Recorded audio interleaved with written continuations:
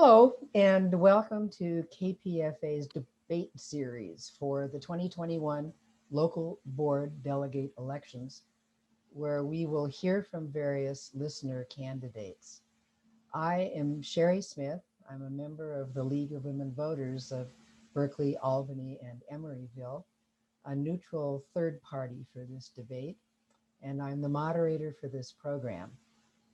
The topics to be discussed cover key topics facing KPFA and the Pacifica Foundation as a whole, and questions submitted directly by KPFA members. Please note that all viewpoints presented are those of the participants and do not reflect the position of the Pacifica Foundation or KPFA. The program starts with opening statements, followed by a debate covering topics selected from a predefined topic list and ending with questions from listener members. The order of candidates and topics has been selected by using a random sequence generator from random.org. This hour, we're joined by Catherine Tactaquin, Elizabeth Milos, Thomas Lorde, Zack Kaldveer, and Pete Farrugio. Before starting the debate, each candidate has 1 minute to make an opening statement. Candidates will hear a bell when their time is up. And now for the candidates' opening statements. Catherine Tactaquin, you have 1 minute. Wonderful, thank you. My name is Cathi Tactaquin. I'm a longtime, I know, don't apologize. I'm a longtime East Bay resident, and I'm the former director of the National Network for Immigrant and Refugee Rights, which is headquartered in Oakland. I'm a KPFA listener candidate and have regularly guested on its various news programs on immigration, race, and human rights. And I was actually honored to receive a KPFA Peace Award in 2007 for my work on peace and social justice. I really appreciate KPFA's commitment to uplifting diverse community voices and bringing insights to critical issues. And I think we can improve on that, and we must improve on that, reaching out to more diverse audiences and improving its connection and services with communities. I have a lot of experience in founding and sustaining various organizations at multiple levels, serving on boards, working closely on budgets, doing a lot of fundraising, programming, and governance. And I think that this is a background and experience that would serve well in my role as a local station board member, if elected. Thank you. Thank you very much, Cathi. Elizabeth Milos, you have 1 minute. You'll need to unmute yourself. Yeah. Thank you very much. My name is Elizabeth Milos, and I'm a San Francisco resident and I was born in New York City. I'm Chilean American. I'm a healthcare interpreter, so I'm involved in the healthcare field as well. I'm a union member of UPDI and involved in union organizing. And I've been a listener and a participant of KPFA as guests as well in many different programs related to human rights issues, also about Chile on Flashpoints, on Bay Native Circle, and supporting as recently the issues surrounding Standing Rock and unions divestment from fossil fuel, issues that are very, very broad, but in essence point to denouncing the neoliberal state, the neoliberalism, and fighting against privatization in all its forms. And I'm here to be a candidate in a station board so that I can help bring also some level of accountability and more trust to the process and more listener participation, as well as. Thank you, Elizabeth. Thomas Lorde, you have 1 minute. Hi, I'm Thomas Lorde. I live in Berkeley. I'm a longtime KPFA listener and occasional member. I've been a city commissioner. I've been a software engineer. I have experience working for and volunteering for fairly well-known nonprofit. I want KPFA to emerge from the fiscal crisis it faces right now with freshness, with new programming, with local focus, with new members from demographics we don't usually see, with a renewal of our commitment to promoting local cultural creation for an expanded range of interests, and with new fundraising. I think that if we are able to do that, we'll have made a valuable contribution to the network's efforts to find major donors and grants by showing that there's still life in Pacifica, room to grow. We have to be scrappy to do it. Our resources are constrained, but I hope we can. And I think it requires a kind of change of leadership and direction of the LSB. Thank you, Thomas. Zack Kaldveer, you have a minute. Hi, my name is Zack. As you know, for the past 2 decades, I've served as a communications specialist and strategist for a broad range of environmental justice, social justice, and economic justice issues. To the extent education matters here, I did have a master's degree. I do have a master's degree in telecommunications policy and a BA in mass media. So this is my life's work. I've seen firsthand how corporate media monopolies, whether it's the neoliberal wing or the right wing, disinform people. And what I love about KPFA and the mission statement of Pacifica that started 75 years ago, it's to foster open dialogue, progressive ideas, inform people about the social, cultural issues that matter most to their lives and to the planet, especially in light of the climate crisis we're currently in. So I would love to make KPFA stronger and better and larger, so we can have even that much more of an impact on our society. Thank you, Zack. Pete Farrugio, you have a minute. Hi, my name is Pete Farrugio. I'm a member of Rescue Pacifica, and you can see our full program at rescuepacifica.net. The local station board must play its mandated role of oversight and supervision of the station management. We must pull our station out of the orbit of the racist, pro-imperialist Democratic Party, the graveyard of radical movements, and reinvigorate the Pacifica spirit of fighting for the common people against war and exploitation. To revive this fighting spirit, we must revamp our programming away from mainstream media propaganda with multilingual broadcasting that involves local groups and individuals who are struggling against the system. For example, union organizing drives, rent strikes, fights against gentrification and absentee landlords, resistance to school closings and privatization, and actions to defend undocumented immigrants. Attracting large numbers of new and younger members from our diverse Bay Area communities is a better way to build fiscal security than interminable, boring pledge drives. Thank you, Pete. We'll now move on to the debate. The debate format consists of assigning one topic to one candidate as determined by the initial random sequence, and allowing that candidate 2 minutes to develop the answer. All other candidates following the order defined by the initial random sequence get 30 seconds each to comment or ask a follow-up question.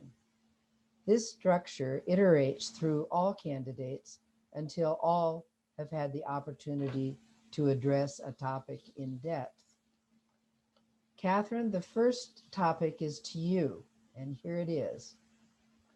What is your understanding of the role that unpaid staff play at KPFA? How do you think they should be represented? You have 2 minutes. Thank you. Well, I understand that unpaid staff are extremely important for, I think, all social justice organizations. We rely a lot on volunteers and that kind of input, and KPFA is I think really has to be honored by engaging with unpaid staff.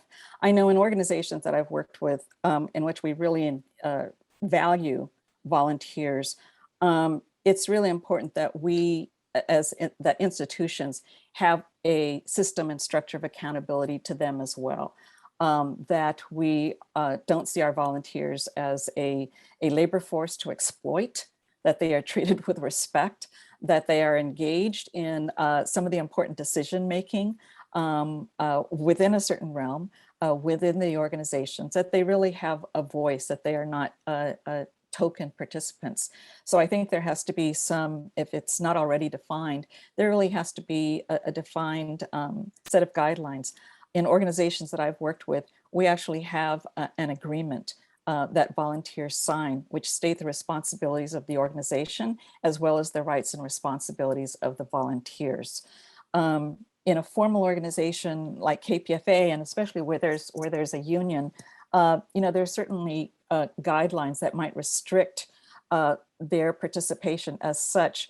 But I've also experienced important ways in which unpaid workers are affiliated to unions, and where they are conveyed, they are enabled with certain rights and responsibilities as union members. And organization by organization, we take the responsibility to figure out ways in which their rights as workers are also respected, even if it is not to, for example, an agreed contract that you might have as a formal union member. Thank you, Catherine. Elizabeth, you have 30 seconds. Yes, I basically agree with Cathi, but as a union member, I think that unpaid staff should also be represented by a union. Presently, as far as I understand, there's no grievance procedures for unpaid staff to be able to recur to, or if they're facing the termination of their programs and things like that. Unpaid staff form, I believe, 75% of the programming. So they're not only important, they're actually extremely important. And thank you, Elizabeth. Thomas, you have 30 seconds. Yeah, I think Ms. Milos made a very important observation, which is that historically and at present, the unpaid staff provide most of the programming. I think that's really key to public excitement and public participation. I'm disappointed to see the station moving away from that. I think that needs corrected, and I have a question for Ms. Tactaquin. Should the station recognize the collective bargaining unit that the unpaid staff have formed and operated for years, as is done? Oh, I'm over time. I'm sorry. Thank you, Thomas. Yep. Zach, you have 30 seconds. I don't have that much to add. I think I agree with all the points that have been made. From what I understand, there hasn't been any specific grievances brought up yet by unpaid staff, but I think for them to have the power to do that is absolutely critical. One of the things, the impressions I would have is that the thing that they would need most is the tools to do their job as well as absolutely possible. And then it would be our job to provide that, being that they play as an important role as they do. Thank you, Zach. Pete, you have 30 seconds. Yeah, the unpaid staff in Pacifica in general is the heart and soul of the programs. They do about 75% of the programming. And I agree that they need a union to protect them for grievance and due process, especially because the current general manager willy-nilly has been removing programs without consultation of the local station board or the membership in general. So we need to protect and give more funds to our unpaid staff because they do all the work. Thank you, Pete. Cathi, you have 30 seconds. Great. Well, I think I feel like we have a lot of agreement among this group. I'm in favor of formal recognition of unpaid workers. We've seen this, especially in the Bay Area, histories of, on college campuses and so forth, of unpaid and volunteer workers being exploited. So I think that's very important. I myself, I'm an affiliate member of the Asian Pacific American Labor Alliance. My spouse is a union organizer, and I work strategically with trade unions nationally, locally, and internationally. So I'm very much in support of that. Thank you, Cathi. Thank you, folks. And sorry to jump in here real quick. I'm sorry if there's any confusion on the original scripts, but in the interest of time, we're not going to go back for follow-up questions with the original speaker. We'll just have everyone have their 30-second comments. Thank you. Right. Okay. We move on to the next topic. Thomas, this is your topic.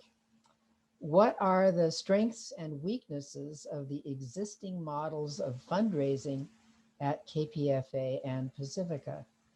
Please propose alternative fundraising ideas or models. What strategy and timeline would be needed to implement your alternatives? You have 2 minutes. Okay, at present, at the local station, we have, of course, pledge drives. There's an increasing emphasis on sustaining members who make ongoing monthly contributions of indefinite extent. The station encourages things like estate donations. And of course, the station hosts some cultural events whose entrance fees also show up as station revenue. That's all very well and good. I think one weakness is that the emphasis on sustaining members, which is very important for predictable revenue, isn't quite fully integrated, isn't quite fully worked out yet. And the way it's done currently, you can sign up, maybe you get a premium, thereafter you get a monthly bill. So it's as if each month the station is asking, are you sure you want to keep paying this? I think it would be very valuable to create, and I think this can be done within the next 12 months, online user accounts for all members, and especially for sustaining members, where they can receive member benefits on a monthly basis, engage with the station, have dialogue with the station and with one another. So I see not a new fundraising model here, but a way to greatly expand on something that we already have. The national board at this time in this fiscal emergency has, according to the audit, placed its bets on finding major donors and grant opportunities. This station can help, as I said, by working really hard to grow in new directions, to show innovation, and to bring in new and unprecedented kind of local membership. Thank you, Thomas. Zack, you have 30 seconds. Yeah, so I mean, I think there's some things that I would like to avoid, which would be things like corporate underwriting, or depending on hawking health products that are unproven, that I think has failed at other stations. I think the best way we raise money is by providing independent, objective, respected news to inform citizens and build their trust, as a good news organization does. And I would just say that with my group as KPFA Protectors, I think between all of our expertise, I look forward to finding ways to raise new revenue. Thank you, Zack. Pete, you have 30 seconds. Yeah, the best way to increase our revenues is to vastly expand our listener donor base. I live in the Fruitvale district, the multilingual, multi-ethnic Fruitvale district of Oakland, which is very large. Nobody here has ever heard of Pacifica. We need to get out there into the communities and involve people and cover issues of importance in their lives, and go for large numbers of $25 members, as opposed to looking for the few big makas who want to tell us not to criticize Israel, etc. Thank you, Pete. Cathi, you have 30 seconds. Well, I agree with Pete. I think there's a relationship between expanding membership and increasing revenues from grassroots listeners.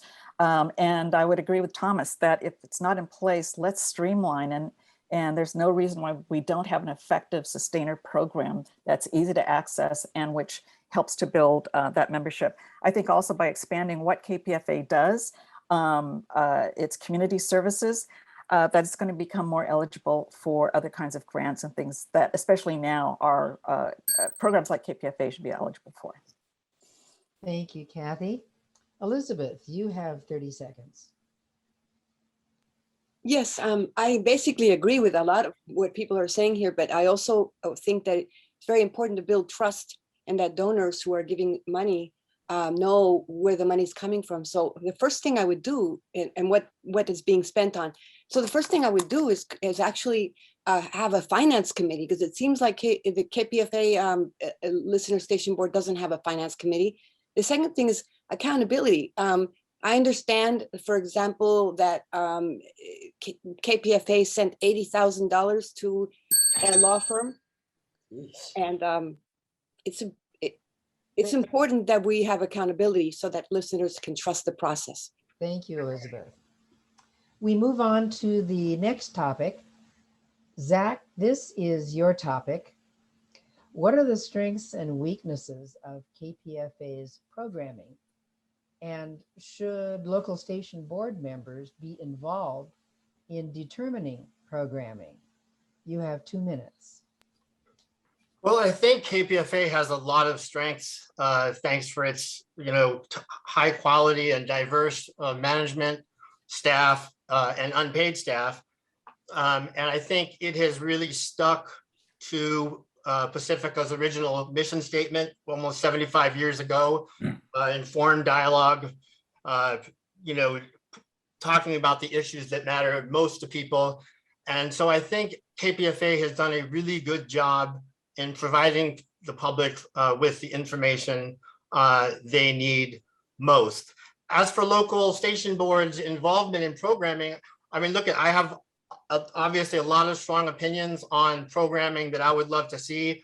As an environmental advocate, the climate crisis is here, it's real. Scientists say it's a red alert. Northern California is literally on fire right now. And I think KPFA as an emergency alert station, that's another incredibly important role that it has moving forward. But I think there's limitations to what the local station board members have over programming. At the end of the day, programming decisions are best made by the radio experts, the people that we hire at the general manager and the program directors. Now, I'll certainly be interested in talking with them personally about programming that I would like to see and what I would like not to see, but I don't think station boards should be too involved in also choosing programming. I think that can lead to problems, as it has, I think, at other stations. I think at the end of the day, I would like to see the radio professionals make those decisions, and I would also, really praise KPFA for really sticking to Pacifica's mission statement to a level that makes it really the crown jewel of the 5 Pacifica network stations. Thank you, Zack. Pete, you have 30 seconds. Yeah, I want to radically disagree with that last statement about leave it to the professionals. It's been the professionals, including our current general manager, who comes from commercial radio, who've been making all the decisions and eliminating radical programming and refusing to expand to podcasts and other digital media to reach out to the younger people who've never even heard of Pacifica, who don't use radio. We need to go back to the mission of Pacifica, which was radical anti-mainstream programming, as opposed to what we've been getting lately. Thank you, Pete. Kathy, you have 30 seconds. Well, the programming does really have to serve the purpose and vision of the station. So I would really like to see ways in which that is done better. I agree. I'd like to see, I'm a policy wonk myself, so I really like a lot of the news programs, and I appreciate the really intelligent and innovative staff who guide those. But I would also like to see an expansion in the programming, and that has to match our goals with diversifying the audience. And so we do need some critical examination of what's there now. Thank you, Kathy. Elizabeth, you have 30 seconds. Well, I also disagree with Zach's position. The professionalization is not really working. That model doesn't seem to be working. In 2015, the KPFA listener members was 16,261, and to 2020, it's down to 12,599. So there's something that's not working there. And to tell you the truth, I'm not happy with the news at all. I find the news to be very NPR. If I wanted to listen to NPR, I could listen to NPR. If I want to listen to actual news that provides in-depth information and the root cause of issues, then I would like to be able to have a whole new news department at KPFA. Thank you, Elizabeth. Thomas, you have 30 seconds. Hi, let's see. I think that the LSB needs to resume doing community needs assessments, a duty under the bylaws that has been neglected for the past several years. I believe the LSB should develop a worksheet, a criterion, a report sheet with mission-driven program ideals, questions to ask about each program in each programming decision, and to ask the program manager or the general manager or both to provide that filled out to us with every decision. Plenty more to say, but. Thank you, Thomas. We're going to move on to the final topic. Pete, this is your topic. What is your understanding of the financial problems of KPFA and those of Pacifica as a whole? How do you propose to resolve these problems? You have 2 minutes.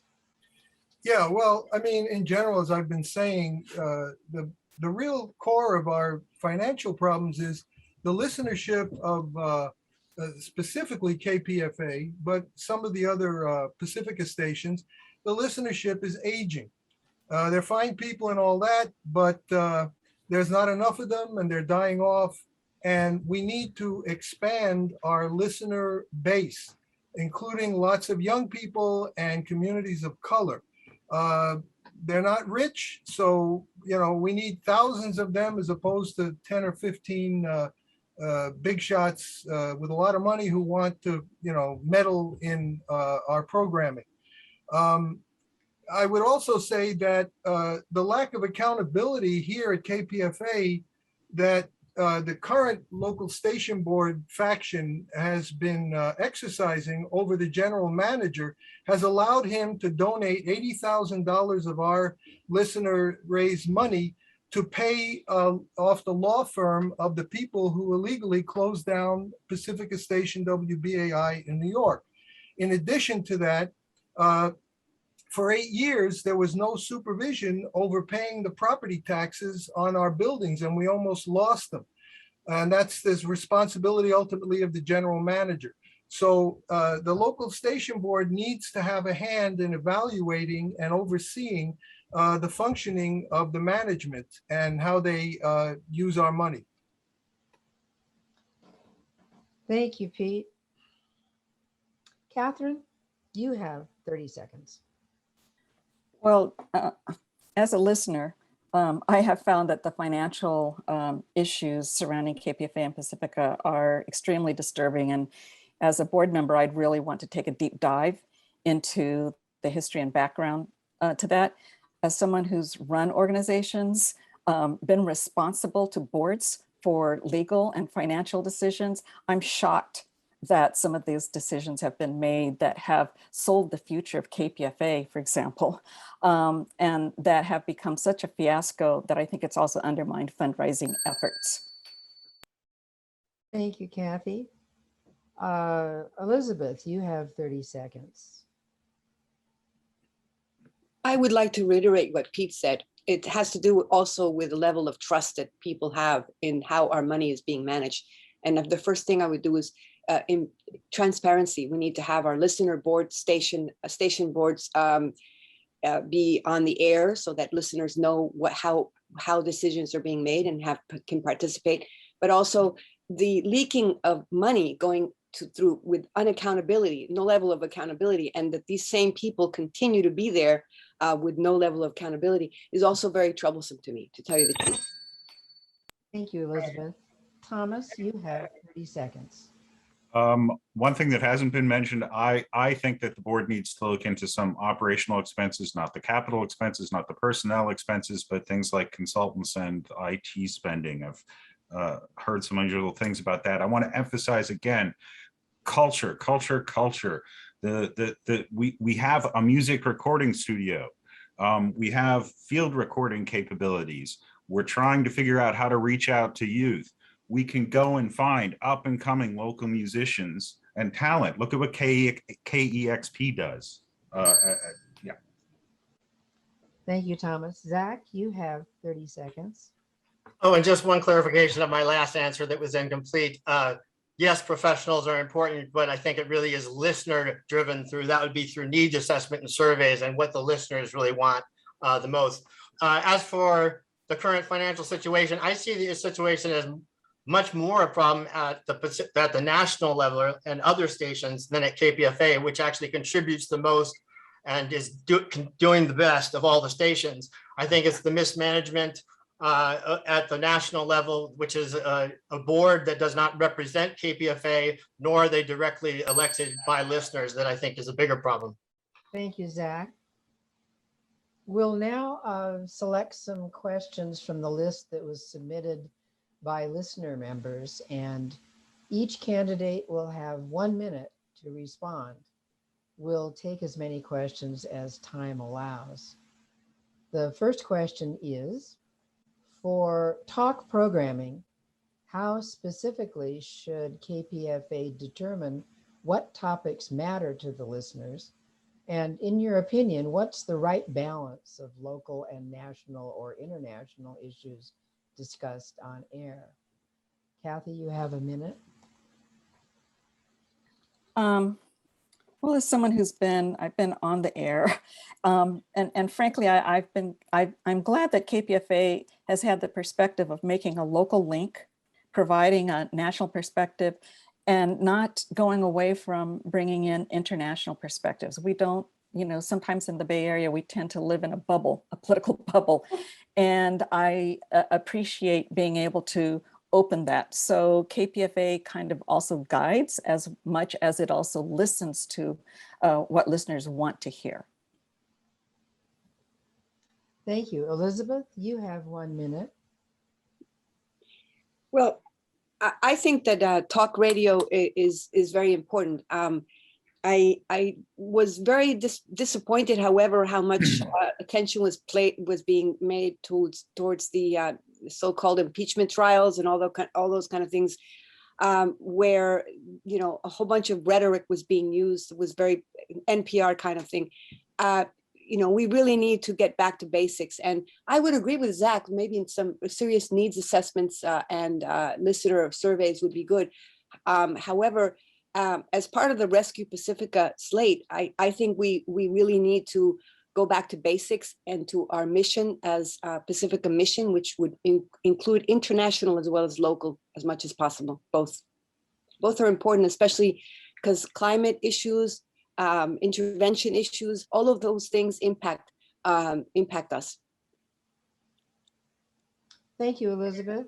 Thomas, you have 1 minute. First of all, we have some hosts who have a real knack for it, who are good at running conversations, who come up with compelling topics and attract a lot of interest. And I believe do pretty well during fundraisers too.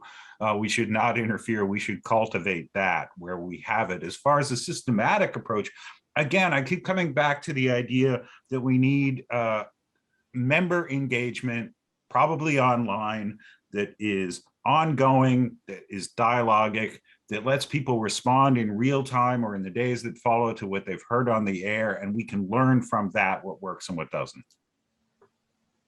Thank you, Thomas. Zach, you have a minute. So, the exact amount of international versus local, I think that would be something I'd be interested to dive into if elected.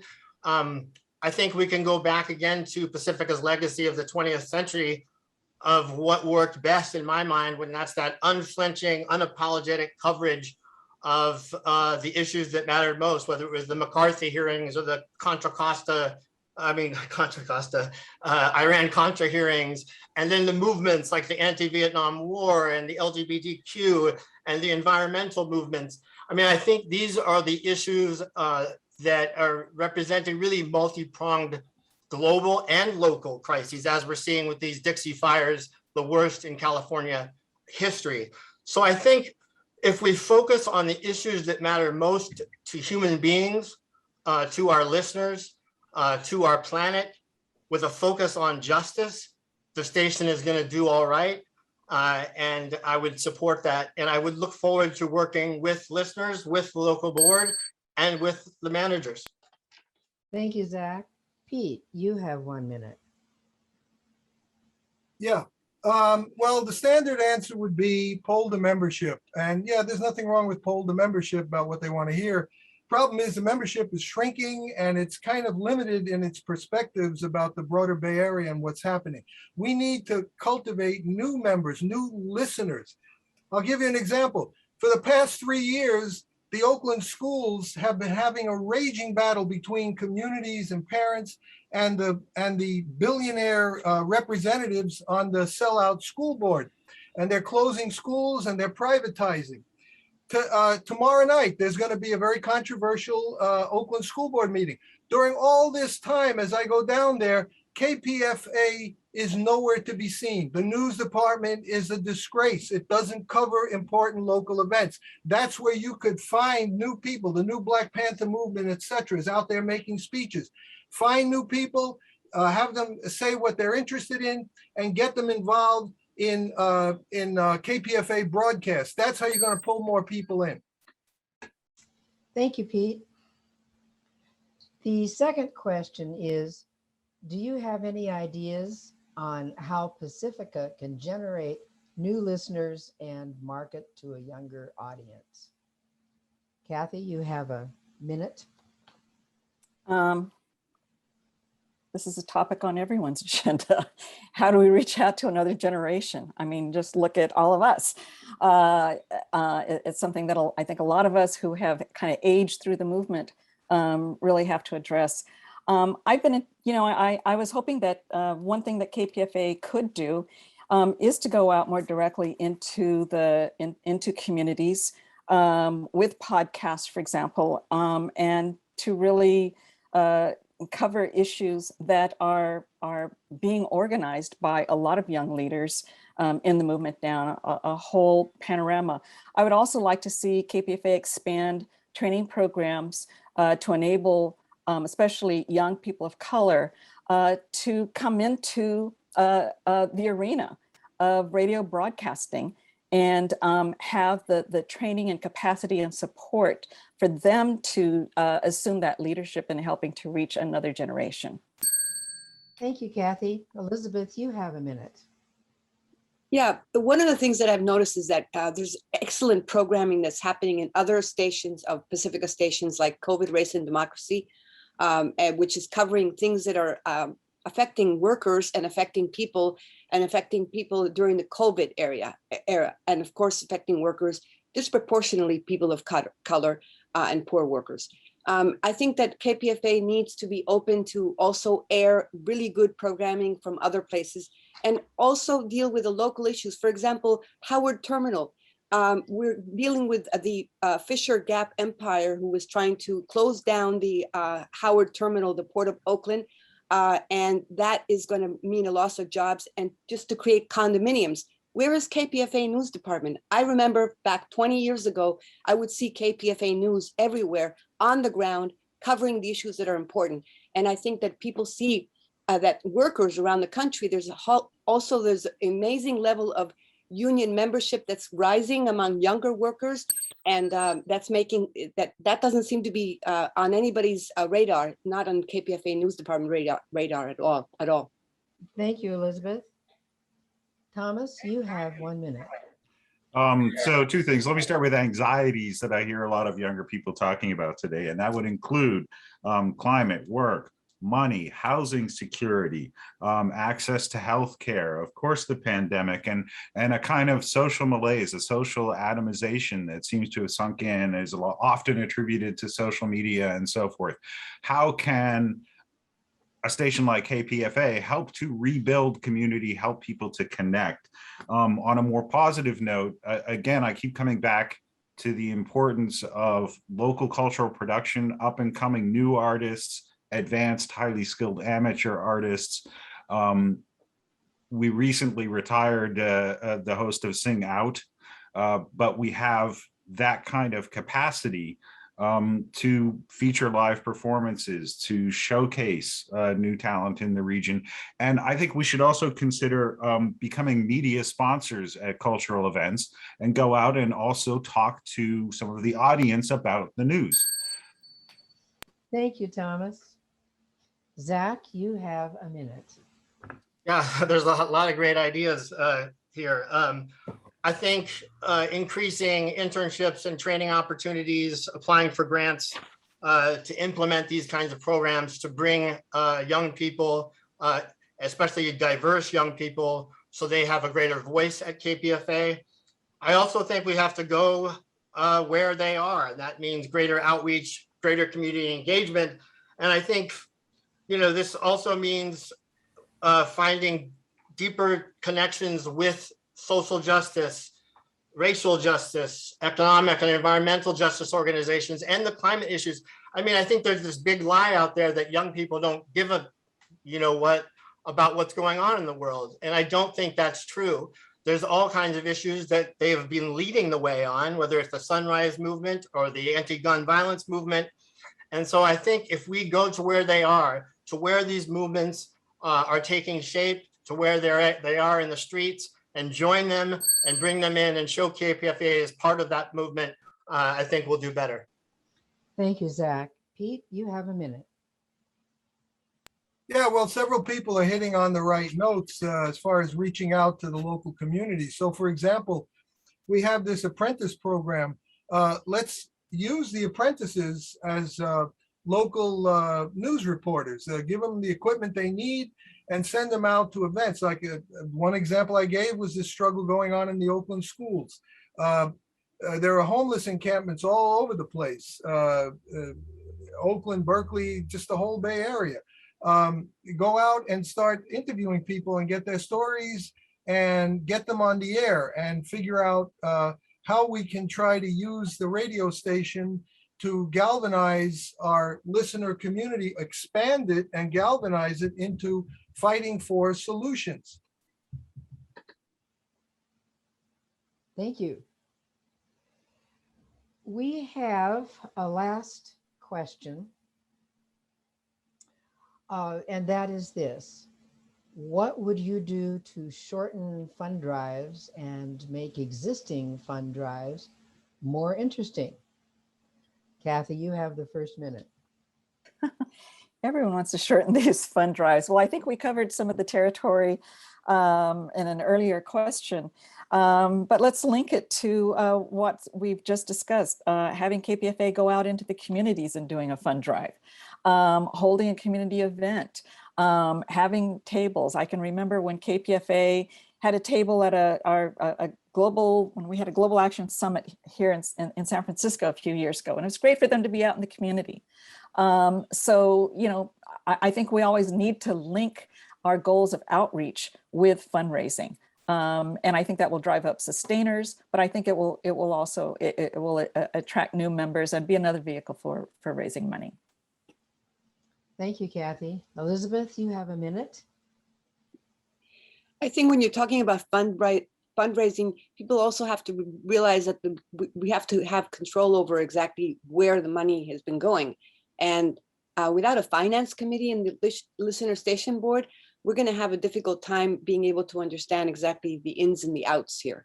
And the listener station boards should receive regular information from the station regarding that, and the finance committee should be involved in doing that. It's a joint effort All that has been already said here is very important, but also there has to be some level of accountability. For example, the $80,000 that was sent, there has been no accountability regarding that. That wasn't even listed in the expenses. It was listed as a loan.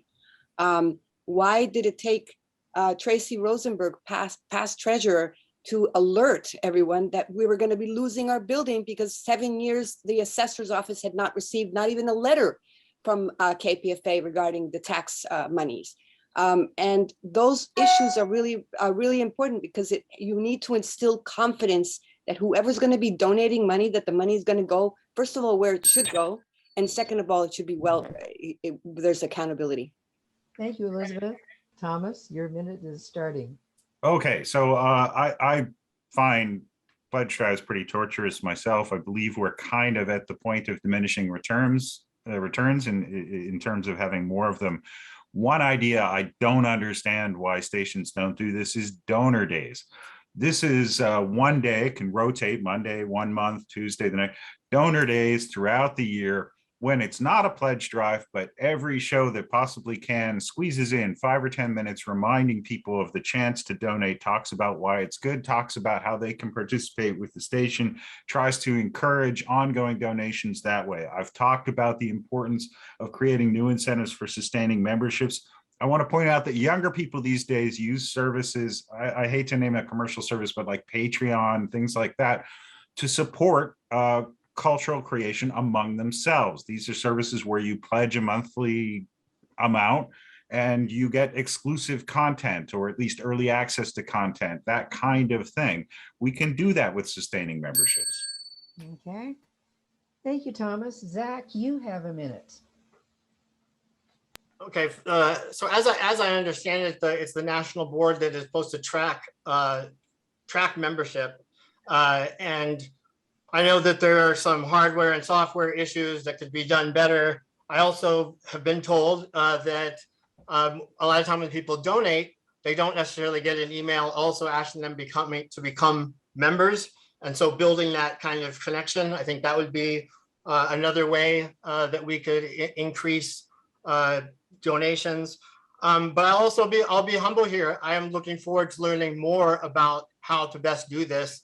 And I am part of a slate of KPFA protectors group of candidates where we have a diverse set of expertise. And I'm looking forward to learning from them. Also, if elected, learning from also local station board members of ways that we can shorten the donor drive and also maximize membership donations. At the end of the day, I think it'll be through solid programming that informs people and builds trust.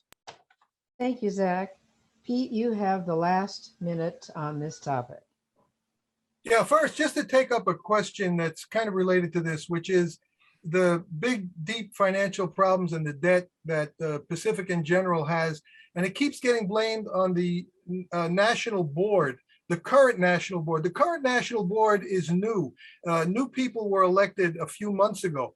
The national board of the several 10 or more years was affiliated with people in the Pacifica Protectors and the New Day Pacifica and all the people who've been running KPFA, and they're the ones who created these massive debt problems. And I agree with people saying we have to go out in the community. The best thing to do about pledge drives, get rid of them. We need to do fundraising, not pledge drives. And other people have spoken to this, getting out into the community and offering stuff that people are concerned about so that they want to contribute money. Thank you. Thank you, Pete. Thank you all. That does it for our debate questions. Each candidate now has a minute to make a closing statement. And again, we'll start with Cathi. I wish I wasn't going first, but I wanted to come back to something that I didn't say when I thought I shorted my own response on the fundraising. But this has to do with improving KPFA's programming and reach, because I really think we do have a gem here and it should be expanded and it should be stable and more prominent. And I think we have to build up KPFA's reputation. I would like to see, for example, more investigative reporting, where we're looking into critical issues where we're going out into the community and getting various perspectives, but also doing the research, collaborating with other organizations. This is also stuff, frankly, that is fundable. In my work, I've worked with other media organizations to uncover and reveal structural systemic issues and provide an avenue for alternatives. I think it would really serve the community, and I'd like to see KPFA kind of make more of a splash in a reputation in that direction. Thank you, Kathy. Elizabeth, you have a minute for your closing statement.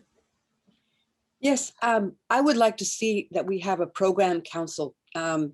I think it's really important that that be listener-based and not in the hands of one general manager who can very easily get rid of programs such as, for example, he got rid of Workweek Radio, which was just 1.5 hour labor program per week, and which now is in KPOO.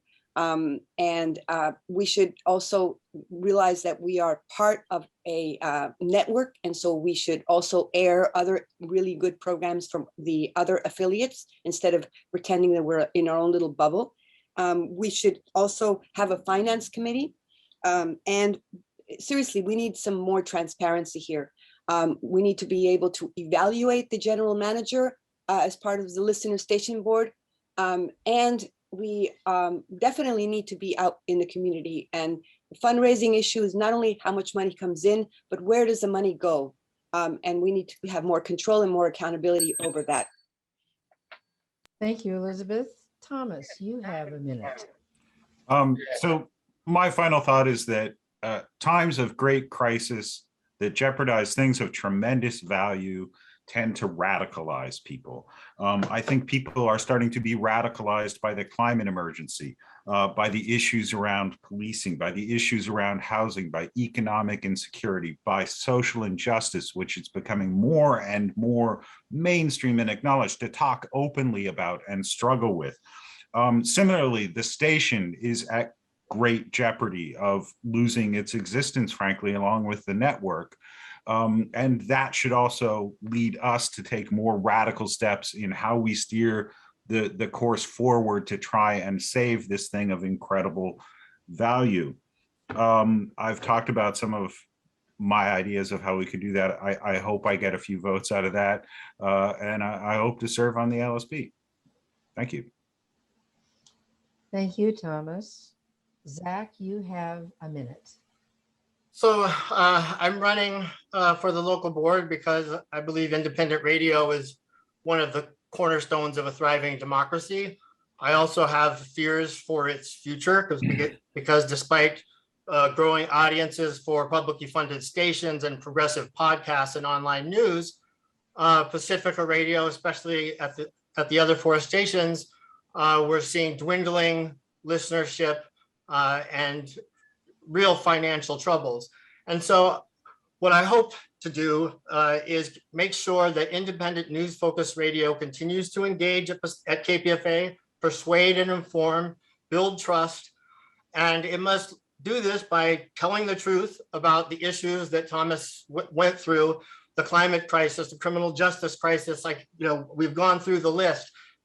We need to speak not just truth to power, but to speak truth about power. And I think KPFA has a unique role to do that, and I hope to be a part of helping.